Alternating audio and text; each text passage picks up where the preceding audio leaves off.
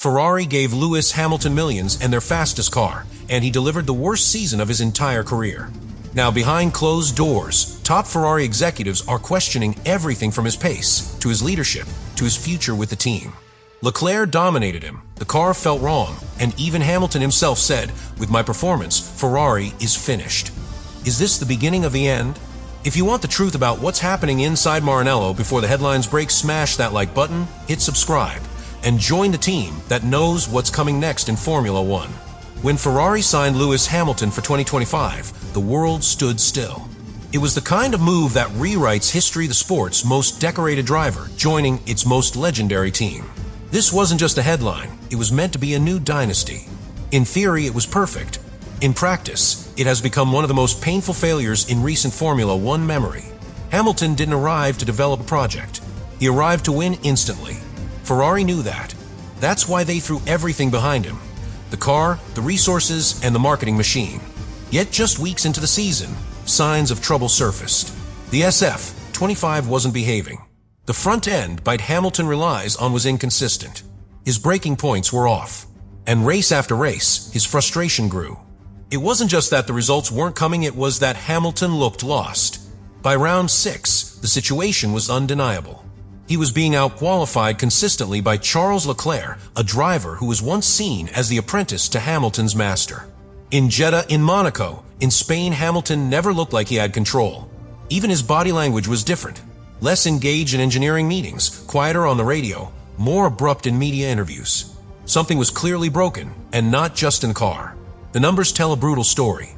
Hamilton ended the season with 0 wins, 0 podiums, and fewer points than any of his full-time seasons since 2009. He was P6 in the standings, while Leclerc in the same machinery comfortably finished P3. The qualifying head-to-head? A devastating 19-5 in favor of Leclerc. In modern F1, that's not a gap. That's a gulf. And for someone with Hamilton's pedigree, it's a reputational hit that doesn't go away easily. Inside Ferrari, the shock was immediate. The leadership, including Chairman John Elkann and CEO Benedetto Vigna, had banked on Hamilton being the final piece in the championship puzzle. But instead of elevating the team, his presence sparked chaos. Engineers were caught between setup philosophies. Strategy meetings became longer, more tense. And Leclerc, sensing an opportunity, quietly stepped forward and took control of development conversations. Ferrari didn't just sign a driver, they signed a global icon. And that added even more weight to every poor weekend. With every DNF or midfield finish, the media storm around Maranello intensified. Italian newspapers turned critical fast. Headlines went from "The future is red" to "Hamilton's Ferrari meltdown." Sponsors started asking questions.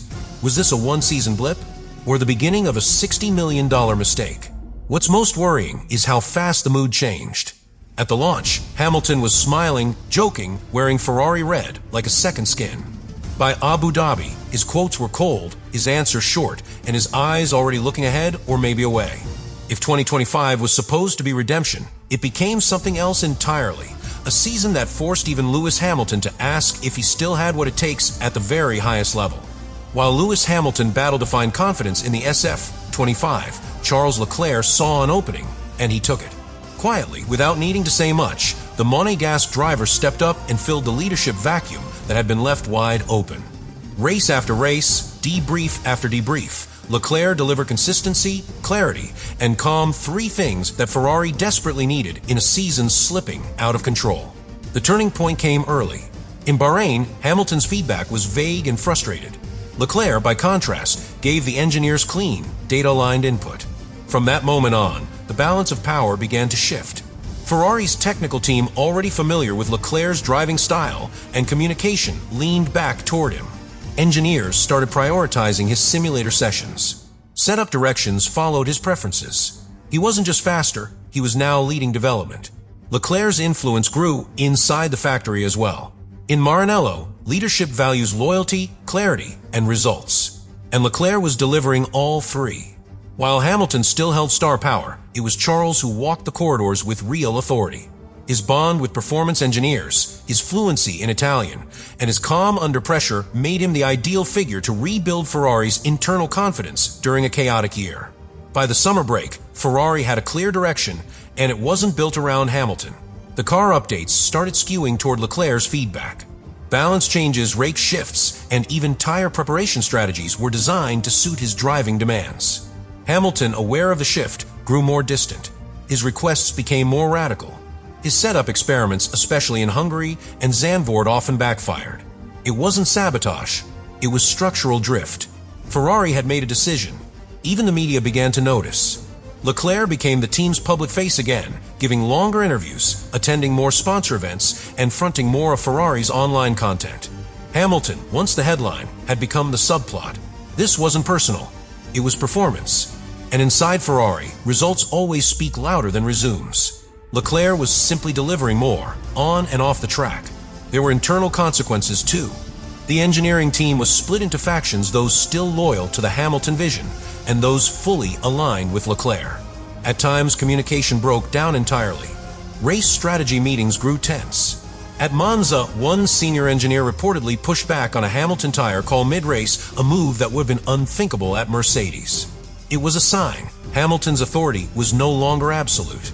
By season's end, there was no doubt who Ferrari was backing. Charles Leclerc had not only regained control, he had elevated himself to team leader, both technically and emotionally. And as 2026 approaches, with a new regulations era on the horizon, it's his vision shaping the next Ferrari. Hamilton may have arrived with more titles, but Leclerc is now the one with the steering wheel in every sense of the word. As the 2025 season drew to a close, the mood inside Ferrari wasn't just tense, it was strategic. Discussions in Maranello's boardrooms were no longer about how to support Lewis Hamilton. They had shifted to a harder question: should Ferrari cut its losses? With 1 year left on Hamilton's contract and the all-new 2026 regulations fast approaching, the leadership began weighing their options. Not based on sentiment, based on numbers, performance, and momentum.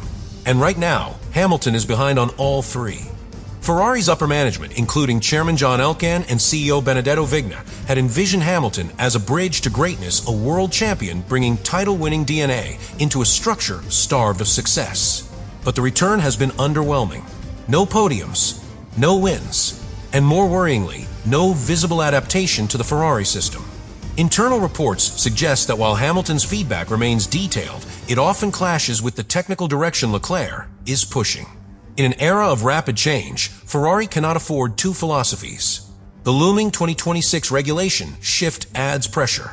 With active aerodynamics, a new power unit formula, and sustainable fuel mandates reshaping the sport, every team must focus on cohesion. There's no room for internal division, and Ferrari knows it.